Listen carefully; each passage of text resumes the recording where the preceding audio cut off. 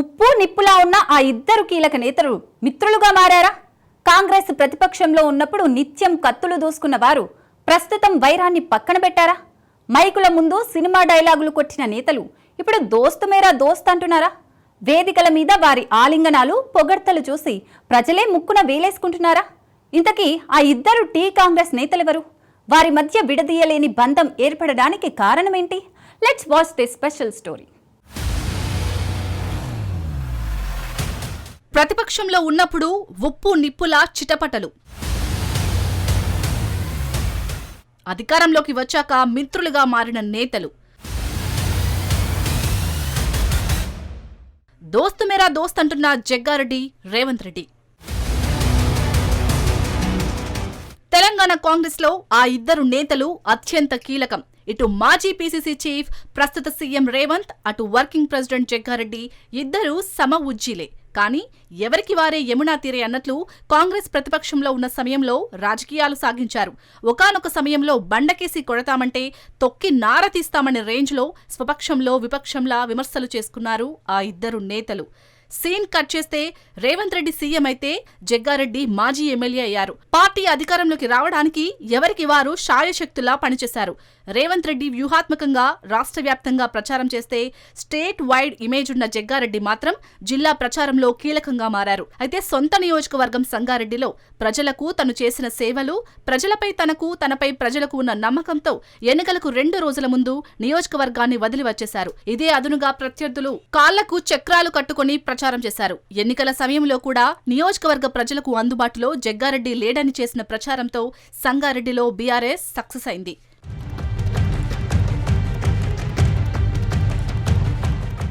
ఎన్నికల ముందు కాంగ్రెస్ లో రేవంత్ రెడ్డికి ప్రత్యర్థి వర్గంగా జగ్గారెడ్డి ముద్ర వేసుకున్నారు. అయితే ప్రస్తుతం సీన్ మారిపోయింది. అగ్గి గుగ్గిలంలా ఉన్న రేవంత్ రెడ్డి, జగ్గారెడ్డిలు బాగా కలిసిపోయారని ఆ ఇద్దరు నేతల అభిమానులు చర్చించుకుంటున్నారు. కాంగ్రెస్ అధికారంలోకి వచ్చిన వెంటనే భర్తీ చేసిన నామినేటెడ్ పదవుల్లో జగ్గారెడ్డి భార్య నిర్మలా జగ్గారెడ్డికి అత్యంత కీలకమైన టీఎస్ఐఐసి కార్పొరేషన్ చైర్పర్సన్ పదవి దక్కింది. జగ్గారెడ్డి కోరిక ముందే సీఎం రేవంత్ రెడ్డి ఆమెకు ఈ పదవి ఇచ్చి గౌరవించారు. దీంతో ఇద్దరి మధ్య స్నేహం చిగురించిందన్న చర్చ జరుగుతున్నా జగ్గారెడ్డి మాత్రం దాన్ని కొట్టిపడేస్తున్నారట. జగ్గారెడ్డి ఎమ్మెల్యేగా ఓటమి పాలైనా ఇటు కాంగ్రెస్ పార్టీపై, అటు ప్రభుత్వంపై ప్రతిపక్ష పార్టీలు విమర్శలు చేస్తే అస్సలు సహించడం లేదు. ఏంటికా జవాబ్ పత్తర్సే దేతా అన్నట్లు ప్రెస్ మీట్లతో ఎప్పటికప్పుడు ప్రతి విమర్శలు చేస్తున్నారు.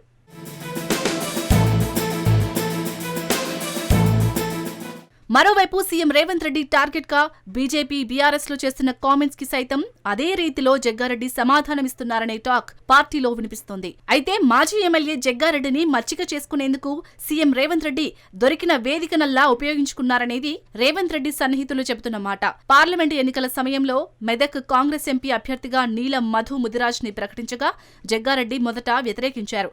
అయితే గెలుపు బాధ్యతలు జగ్గారెడ్డిపై కూడా పెట్టడంతో పార్లమెంటు ఎన్నికల్లో కష్టపడి పనిచేశారు. మెదక్ పార్లమెంటు ఎన్నికల ప్రచారంలో సంగారెడ్డి వేదికగా జరిగిన కార్నర్ మీటింగ్ లో స్వయానా CM Revanth Reddy, working president Jaggareddy మీసం మెలేసి తమ మధ్య ఎటువంటి విభేదాలు లేవనే ఇండికేషన్ క్యాడర్ కి ఇచ్చారు.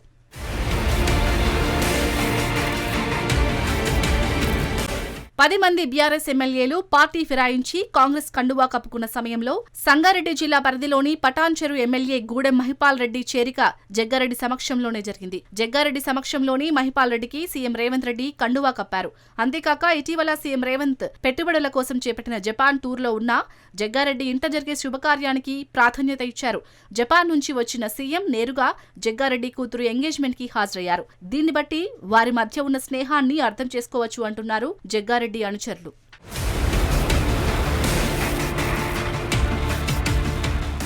మరోవైపు జగ్గారెడ్డి తన సొంత నియోజకవర్గం సంగారెడ్డి అభివృద్ధికి ప్రత్యేక నిధులు సైతం సీఎంతో ఉన్న చొరవతో తెచ్చుకుంటున్నారట. అయితే ఇటీవల జహీరాబాద్ లోని పలు అభివృద్ధి కార్యక్రమాల ప్రారంభోత్సవాలకు వెళ్లిన సీఎం రేవంత్ రెడ్డి జగ్గారెడ్డికి ప్రత్యేక బాధ్యతలు అప్పగించారు. ప్రాజెక్టు కింద భూములు కోల్పోయిన బాధితులకు 5,000 పైచిలకు ఇందిరమ్మ ఇండ్లను మంజూరు చేయడం, అందులోనూ మాజీ ఎమ్మెల్యే జగ్గారెడ్డికి లబ్ధిదారుల ఎంపిక బాధ్యతలు అప్పగించడం చూస్తుంటే జగ్గారెడ్డికి సీఎం రేవంత్ ప్రత్యేక స్థానం కల్పిస్తున్నారన్న భావనలో పార్టీ క్యాడర్ ఉంది.